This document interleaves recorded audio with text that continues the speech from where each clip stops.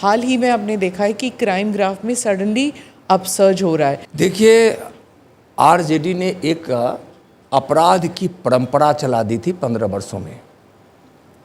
ठीक है, मैं पहले बताया कि अपहरण जो होता था, हत्या, बलात्कार, लूट, डकैती, छीनना, लूट लेना, उन्माद, इस सब उस समय के 15 वर्षों के शासनकाल में हुआ।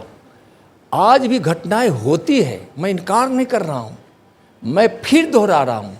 पहले अपराध सरकार के संरक्षण में यानी उस आरजेडी के शासन काल में उनके संरक्षण में करते थे।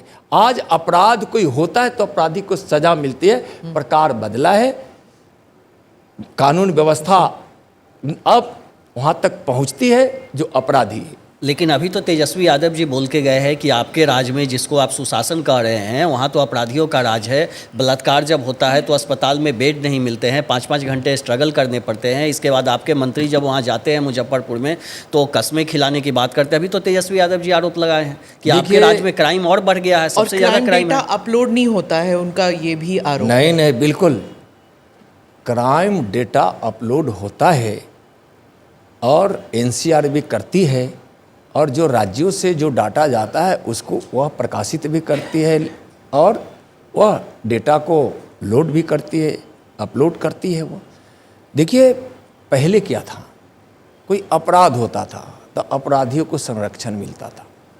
आज कोई अपराध होता भी है तो सरकार उस पर कार्रवाई करती है, न्यायालय तक ले जाकर उसको सजा देती है। पहले अब सजा दिलाई जाती है और वह 15 वर्षों के उस जंगल राज में अपराधियों को संरक्षण मिलता था। मंत्रियों के घर पे अपहरणकर्ता के परिवार जाकर वहाँ पंचायत करते थे, गुहार लगाते थे। यह उस समय का आलम था। कहाँ विकास था, कितनी सड़कें थी, बिजली थी क्या, सड़क थी क्या, अस्पताल में कोई व्यवस्था रही है क्या उनके ज़माने में? आज मैं बताया ना, जिले में कितने अस्पताल खुल गए। एम्स दो हैं, एक पहले से अटल जी ने दिया था, दूसरा हमारे माननीय प्रधानमंत्री श्री नरेंद्र मोदी जी ने दिया है, और कितने जिलों में मेडिकल कॉलेज अस्पताल हो गए। अब मैं बताता हूँ, पहले का जो स्वास्थ्य विभाग का बजट था, वह बजट देखिए, जहाँ तक मुझको ध्यान में है कि वह बजट 200-300 करोड़ का होता था। 200-300 करोड़ का बजट होता था स्वास्थ्य का, और आज हजारों में है बजट। हजारों करोड़ रुपए का बजट यहाँ आज दे रही है।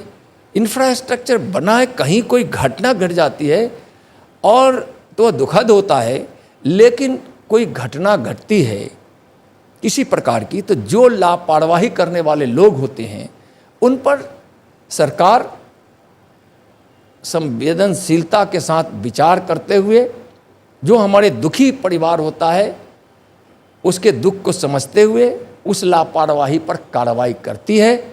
आप देखे होंगे कि जो घटना की चर्चा कर रहे हैं उस पर भी कार्रवाई हुई है।